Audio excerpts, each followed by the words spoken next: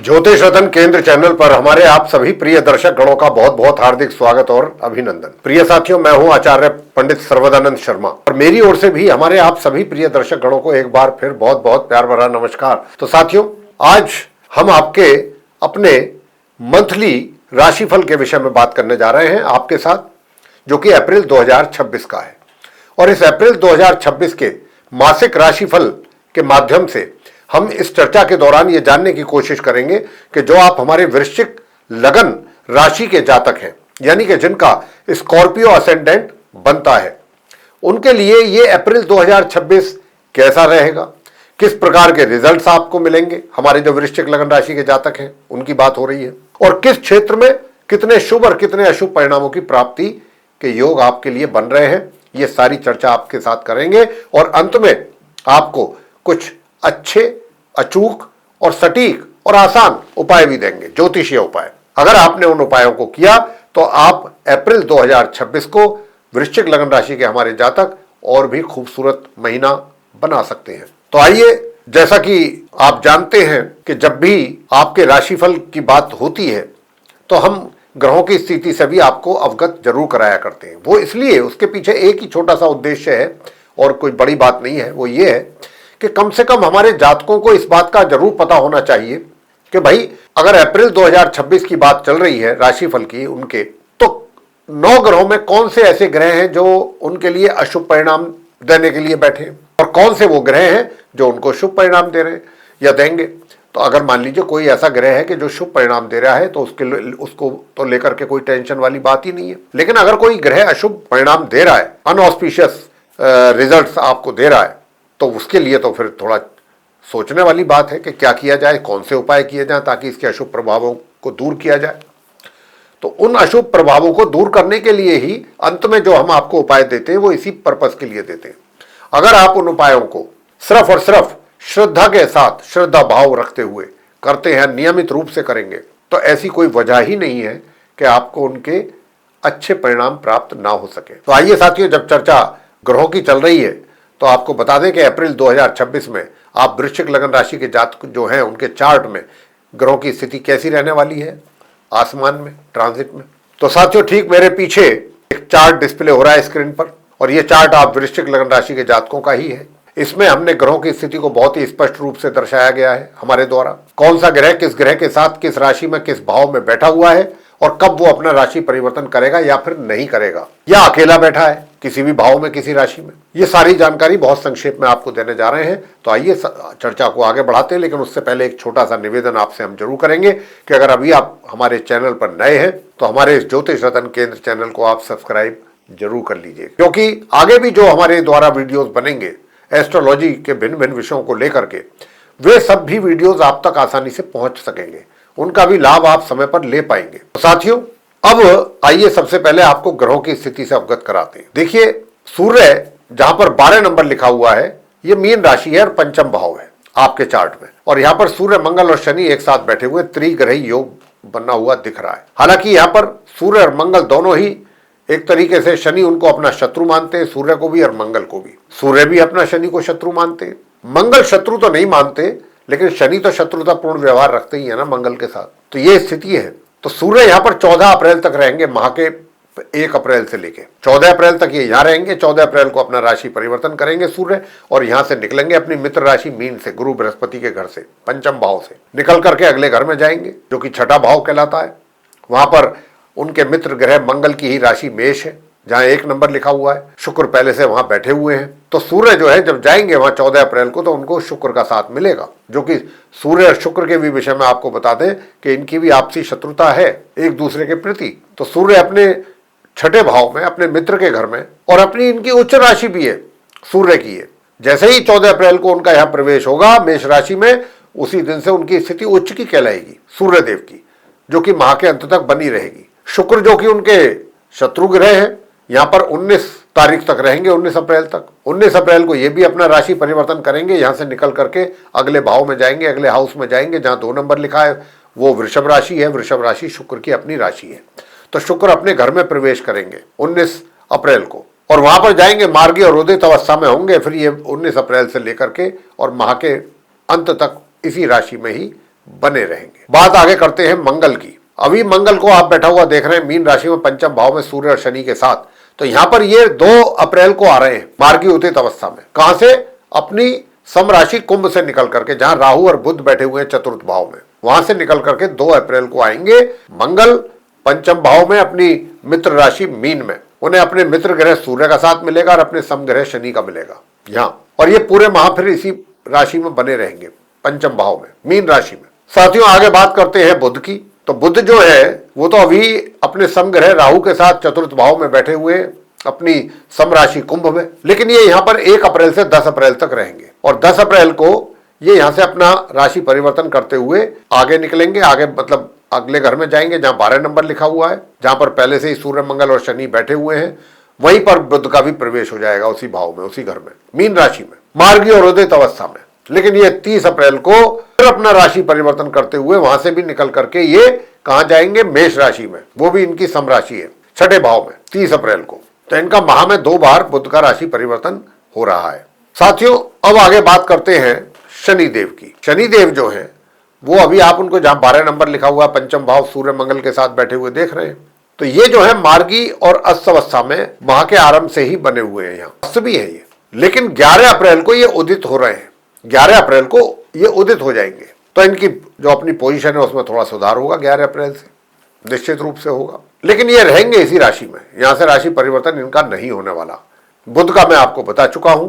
बृहस्पति की बात कर लेते हैं कि बृहस्पति जो है ये अपनी शत्रु राशि मिथुन में, जहां 3 नंबर लिखा हुआ है, अष्टम भाव में है। और ये मार्गी भी है, उदित भी है, अपनी स्थिति अच्छी है, बस शत्रु राशि में है, अष्टम भाव में। तो पूरे महीने ये भी इसी प्रकार बने रहेंगे। शुक्र को हम बता ही चुके हैं आपको, 19 अप्रैल को मार्गी उदित अवस्था में सप्तम भाव में प्रवेश करेंगे अपनी स्वयं की राशि वृषभ में, और फिर माह के अंत तक वहां रहेंगे। राहु की बात कर लेते हैं। राहु भी अब जहां पर 11 नंबर लिखा है चतुर्थ भाव है ये, और 11 का मतलब होता है कुंभ राशि, जो कि शनिदेव की राशि है। शनिदेव राहु के परम मित्र हैं। तो राहु जो है वो अपनी मित्र राशि कुंभ में पूरे महीने इसी प्रकार बने रहेंगे।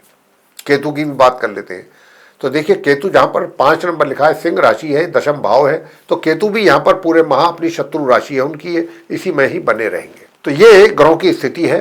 हालांकि काल सर्प योग भी बना हुआ है, लेकिन अब इन ग्रहों के स्थिति के आधार पर हमारे आप वृश्चिक लगन राशि के जो जातक हैं, एक एक करके अब हम उनको बताने जा रहे हैं कि आपको किस क्षेत्र में किस प्रकार के रिजल्ट्स मिलने जा रहे हैं। तो साथियों सबसे पहले बात कर लेते हैं आपके करियर के विषय में। जहां तक करियर का प्रश्न है, 1 तारीख से लेकर के और 14 अप्रैल तक का जो समय, पूरे 14 दिन इस महीने में, इसमें आपको बहुत अच्छी खासी मेहनत करनी पड़ेगी। चैलेंजेस भी रहेंगे आपके सामने, परेशानियां भी आएंगी आपके कार्यों को पूरा करते समय। कुछ लोग आपके साथ लेग पुलिंग वाला भी काम कर सकते, इसकी भी संभावना है। मतलब विपरीत परिस्थितियों में आपको अपने आप को वहां पर सरवाइव कैसे करना है, ये आपको देखना है।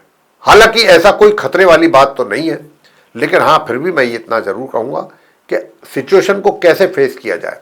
अगर कोई एडवर्स सिचुएशन है तो उसको कैसे फेस, ये भी हमको आना चाहिए, ताकि हम समय पर अपना बचाव भी कर सकें, अपने आप को सेफ रख सकें। तो यहाँ पर मैंने जो बताया आपको अभी कि आपके कार्य क्षेत्र में चुनौतियां रहने वाली हैं। हालांकि 1 तारीख से 10 तारीख के बीच में जो भी चुनौतियां होंगी वो आपकी स्वतः ही थोड़ी थोड़ी दूर भी होती रहेंगी। लेकिन 14 तारीख के बाद से, 14 अप्रैल के बाद से परिस्थितियां एकदम बदल जाएंगी, और जब परिस्थितियां बदलेंगी तो रिजल्ट्स भी चेंज होंगे। तो मैं जैसा कि बता रहा था कि 14 के बाद सूर्य देव जैसे ही आएंगे अपनी उच्च राशि मेष में, तो आपको जो इतनी ज्यादा समस्याएं बन रही थी, रिजल्ट्स को अचीव करने में भी आपको बहुत मुश्किल आ रही थी, वो काफी हद तक बादल परेशानियों के छटेंगे। पूरी तरह से तो मैं नहीं कह रहा, लेकिन फिर भी कुछ हद तक जरूर छटेंगे, क्योंकि आपके सूर्य जो है दशमेश हैं और वो उच्च की अवस्था में जा रहे हैं। बेशक चाहे छठे घर में जा रहे हैं, शत्रुओं को भी ये दबा करके रखेंगे आपके सूर्य। रोग भी आपके शांत रहेंगे पूरी तरह, सेहत बहुत अच्छी रहेगी। पराक्रम दिखाइए आप, ये वो समय है, अच्छा पराक्रम दिखाइए, उसका अच्छा आपको रिवॉर्ड भी मिलेगा।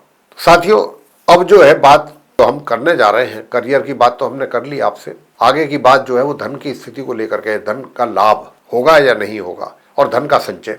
पहले लाभ होगा तभी संचय भी होगा।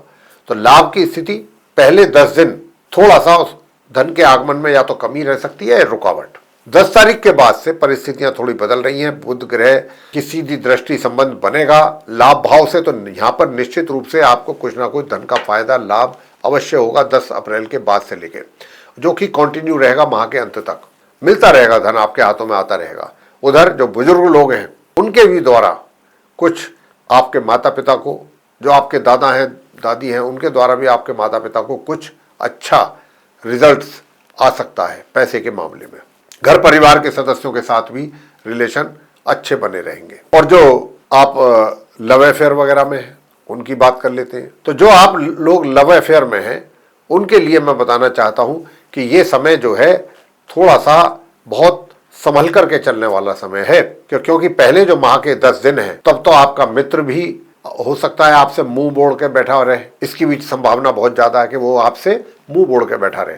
लेकिन 10 तारीख के बाद हो सकता है कि चीजें उनके दिमाग में आए कि नहीं भाई ये ठीक नहीं है ऐसा करना, तो आपके प्रति उनका जो रवैया है, बिहेवियर है, वो सॉफ्ट हो जाए। और ऐसी उम्मीद है 10 तारीख के बाद से उनका बिहेवियर आपके प्रति काफी पॉजिटिव रहेगा। मैं लव अफेयर की बात कर रहा हूँ या लिव इन रिलेशंस की। तो यहाँ पर अच्छा एक चीज और, आपके दिमाग में भी कुछ चीजें ऐसी आ सकती हैं जो आपको अपसेट कर सकती हैं, और जब व्यक्ति का माइंड अपसेट होता है तो वो सामने वाले को भी डिस्टर्ब कर देता है। तो बस यही आपके अपने मित्र के साथ भी होने की संभावना बन रही है। वो जो आपका मित्र है जिसके साथ आपका अफेयर चल रहा है, तो आपको अपने आप को संभालना है, अपने आप को बिल्कुल फिट रखना है हर तरीके से। कोई शिकायत का मौका आपको देना नहीं चाहिए अपने उस मित्र को, इसका ध्यान रखिएगा। जो विवाहित संबंध है वैसे तो ओवरऑल ही पूरे महीने ठीक रहेंगे, सही रहेंगे। लेकिन एक तरीके से मैं आपसे अगर बताऊं कि देखिए शुक्र की स्थिति जैसे ही 19 अप्रैल को वो जाएंगे अपनी स्वयं की राशि वृषभ में 19 अप्रैल को, तब से जो है आपके वैवाहिक संबंधों में भी अच्छा सुधार देखने को आपको मिलेगा और परिस्थितियां भी आपके अनुकूल ही रहेंगी। वैवाहिक जीवन सुखद, जीवन साथी के साथ तालमेल अच्छा बना रहेगा। उधर कार्य के क्षेत्र में भी मतलब यानी कि आप अगर कहीं पार्टनरशिप में कोई कार्य कर रहे हैं तो वहां से भी आपको 19 अप्रैल के बाद से अच्छा फायदा मिलने की संभावना है।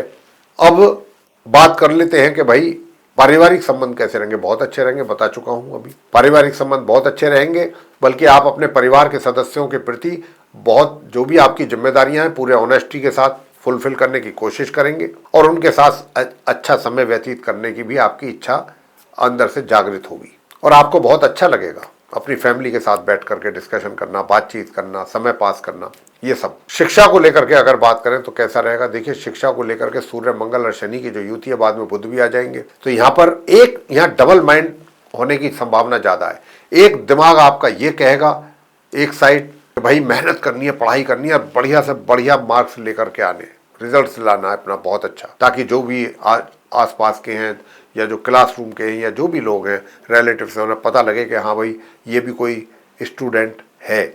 और दूसरा कि भाई हर सिक्के के जो 2 पहलू होते हैं, एक पॉजिटिव एक नेगेटिव, यहाँ आपकी दोनों पॉजिटिव और नेगेटिव वाली स्थिति दिख रही है अपनी पढ़ाई के प्रति। और बाकी भगवान की भी अगर मैं बात करूं, आस्था की बात करूं, तो भी उसमें भी समस्या है। वैसे 14 अप्रैल के बाद आपके शत्रु तो शुरू से ही शांत हैं, 14 अप्रैल से बिल्कुल ही समाप्त हो जाएंगे, स्वास्थ्य भी अच्छा बना रहेगा 14 अप्रैल से। और 14 अप्रैल तक का जो समय है, आप वृश्चिक लग्न राशि के जो स्टूडेंट्स हैं या जो संतान अपने माता पिता के लिए कार्य करती है कि भाई मैं अपने माता पिता को कुछ अच्छा करके दे सकूं, तो अगर आपने पक्का इरादा बना लिया है और आपके ऊपर जो जिम्मेदारी आई है उसको आप निभा रहे हैं हर तरीके से, तब तो साथियों ये ग्रह आपको सपोर्ट करेंगे। मान सम्मान में भी वृद्धि होगी आपकी, तो जहां भी आप रहेंगे आपके मान सम्मान में वृद्धि होगी, चाहे आप घर पर हैं, घर के बाहर हैं, सोशल सर्किल में वगैरह वगैरह। और दूर दराज की यात्राओं से भी लाभ मिलेगा 1 अप्रैल से लेकर 19 अप्रैल के बीच में अच्छे योग बन रहे हैं। और धन का भी लाभ जो है आपको होने वाला है 10 अप्रैल के बाद। तो आप जो हमारे वृश्चिक लग्न राशि के जातक हैं अपनी शिक्षा की ओर विशेष ध्यान दें,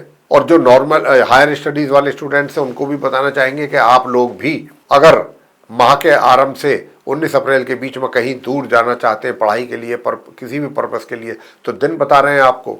और वो दिन यही है कि देखिए शुक्र जो है वो 1 अप्रैल से 19 अप्रैल तक आपका ये काम करवा सकते हैं।